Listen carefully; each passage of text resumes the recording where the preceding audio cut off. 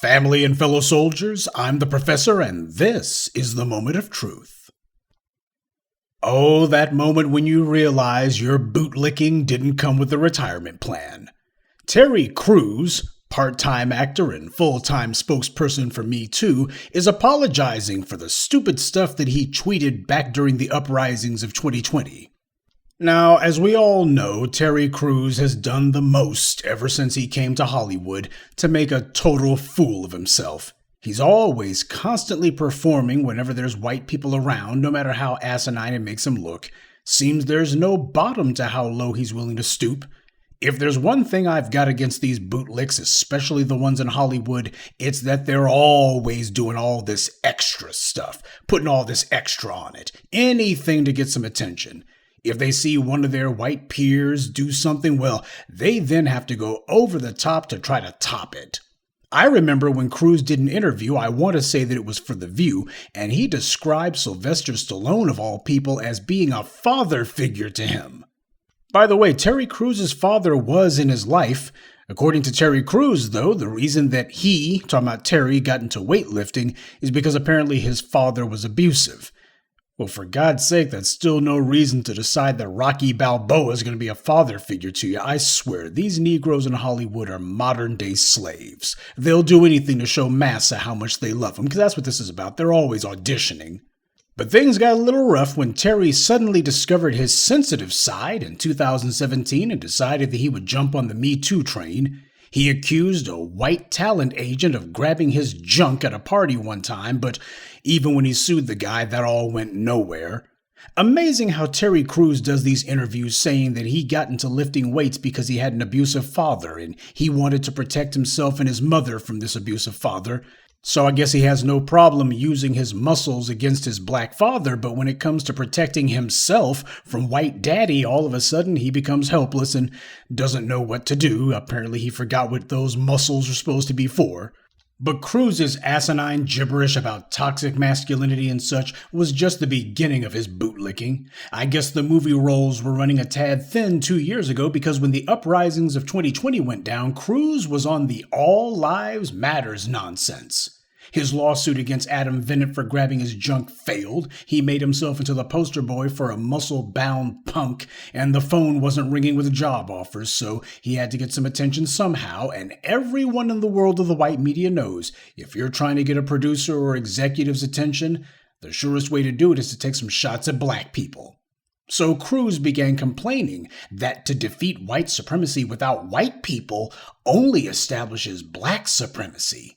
Now, this fool can't name anywhere on the planet where there's black supremacy, or even black primacy for that matter, in any arena at all. He's one of these Negroes who apparently has a little white supremacist, or perhaps white agent, over his shoulder all the time, who's constantly telling him what to do, and he lives in mortal fear of this little white supremacist on his shoulder being displeased with him. Always got to go with the extra stuff. He doubled down and began warning people that Black Lives Matters shouldn't morph into Black Lives Better. What the hell is he talking about? His two poor little brain cells were clearly melting. First he said he wants equality, then in the next tweet he said he wants reconciliation for the black community first. I mean, he's just all over the place. Okay, but what's the point in giving an apology now?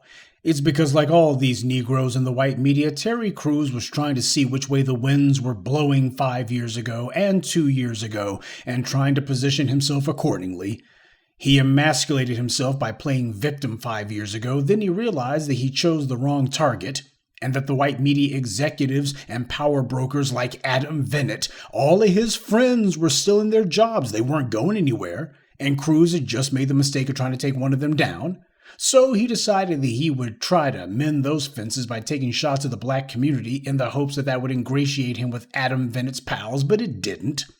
Crews, in spite of himself, managed to get some bit parts in a couple of Marvel movies or what have you, so now he realized that his pathetic attempt to butt kiss 2 years ago was all for nothing. See, this is why we don't follow or listen to black celebrities. They're creatures of self-interest. They keep trying to pull these half-assed chess moves and they just keep on losing. They depend on the white media for every crumb of their daily bread, so you can bet no matter what they say to the black community, their only thought is that they depend on a white media executive to hire them, so that's who they want to stay in the good graces of. Terry Crews is quite the sad figure. He screams and yells, but he has no confidence in himself. He's got all those muscles, but he's the weakest man in Hollywood. And speaking of weak Negroes, that brings us to Sage Steele. Yes, she's still alive. She was the host of NBA Countdown for 4 years. Everyone has some unforgettable memory of her from that show, right? I'd tell you about mine, but frankly, I can't remember. She's been the on-again, off-again host of SportsCenter's various time slots up until last year, but unlike Stephen A. Coon, she never got offered any real money. And all the while, she's only getting older in a business that is far less forgiving of women aging than it is of men. Last year, Sage Steele was on a podcast with washed-up ex-quarterback Jay Cutler, and she was claiming that ESPN was sick for requiring employees to get the COVID shot, and she did it, but only to keep her job. Now, regardless of how you feel about vaccine mandates, the point is that Sage Steele was calling out her employer publicly, and that's highly out of character for any of these Negroes in the white media. So, was it any real surprise when ESPN decided that they weren't going to keep her in front of the camera quite so much?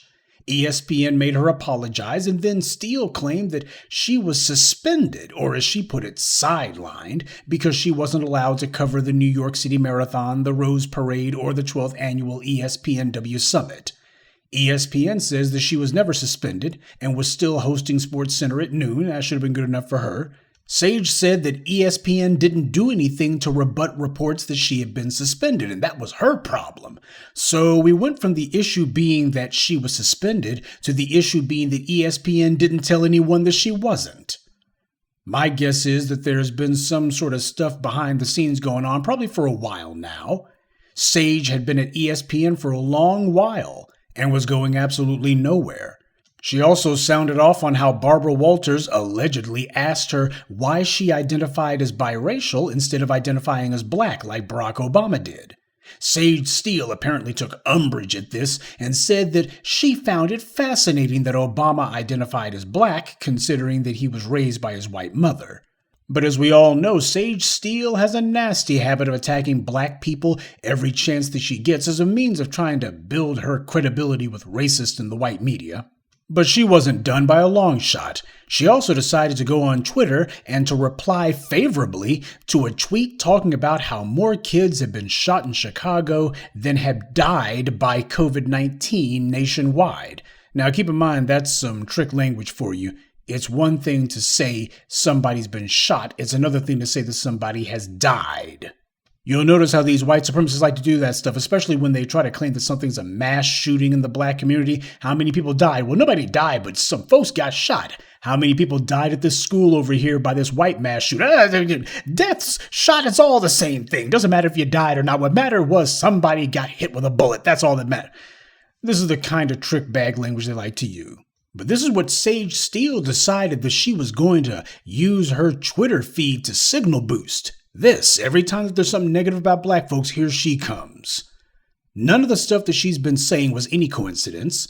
These Negroes you see in the white media, they're all auditioning for a job, either to try to get a better paying gig at their current employer, or to get a better paying gig at another employer, or to get a higher profile resume enhancing job like White House press secretary, something that will be prestigious enough to leverage them a big contract working for some corporate firm.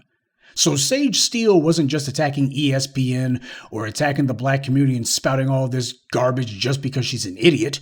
She did it because she's an idiot who thought that she could finesse herself another job somewhere.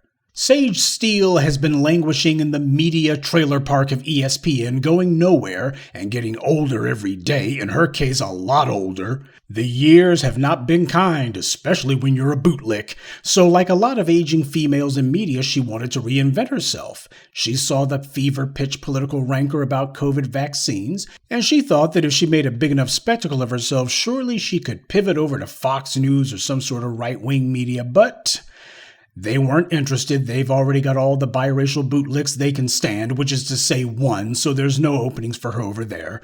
Like a lot of these bootlicks, they convince themselves that they've got some sort of indispensable skill or some sort of value that the white media companies will be only too happy to give them a job and they'll get some sort of bidding war going, but it never happens. White women in Hollywood, they do the Me Too thing because they can actually make that work. That's their plan B. But black women, on the other hand, they're not going to be able to do that. And not even biracial women like Sage Steele. So suing her old employer, that's her plan B, I suppose. Sage Steele, like Stacey Dash, she just knew that if she kissed the right wing's butts enough, they'd offer her a job, but they didn't because they don't want her. Those Fox News crowd, they can't stand looking at black people to begin with. And frankly, Sage Steele hasn't aged very gracefully, so the geriatric bigots who watch Fox News, they don't feel like they can have any monsters ball type fantasies about her. Fox News has no problem with Charles Payne for the same reason Fox Sports could care less about Jason Whitlock. These two morbidly obese idiots, they're not threatening to the jelly roll-shaped clowns like Sean Hannity, or to the creeps like Tucker Carlson, who, if he went to a normal public school, he would have spent more time in the locker than he did in the classroom. But these bootlicks, no matter how tall they pretend to stand, they always wind up on their knees. They just never learn. No matter how many ESPN shows they let you play host for, no matter how many movie tough guys they let you pretend to play, it's only at the end that the bootlicks realize that the only role that they actually had was to play the fool. Good day, and be one. I'd like to take a moment to mention some of our contributors. Earl Jackson, Brian Ellis, Emily, Threat Matrix, and Fresner Peralt. Salute to them and thank you to everyone for listening, liking, and sharing this message. Black empowerment only exists because of you.